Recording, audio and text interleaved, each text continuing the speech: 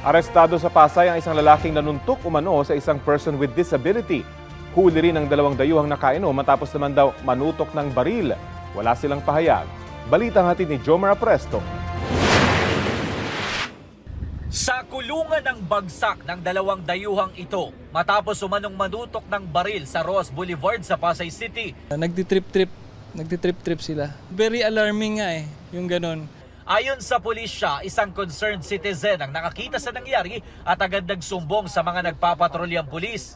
Nalaman natin yung description, hinabol po ng mga pulis natin, and yun, upon verification, nakitaan po sila ng baril at saka po ng kutsilyo. Nakainom po sila.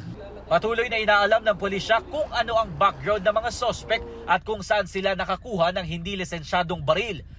Sa Pasay City pa rin, hinuli rin ng mga otoridad ang 23 anyos na lalaking ito matapos umanong suntukin ng isang person with disability o PWD. Ayon sa anak ng biktima, bumibili sila ng ulam nang lumapit ang suspect. Pagkatapos niya suntukan, bigla na lang tumakbo. Hindi niya rin po alam, siguro na pagtripan lang po talaga. Hindi naman makausap na maayos ang suspect na aminadong gumagamit siya ng illegal na droga. Minsan po.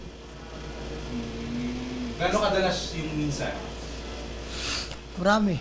Hawak na ng Pasay City Police ang mga suspect na mahaharap sa patong-patong na reklamo.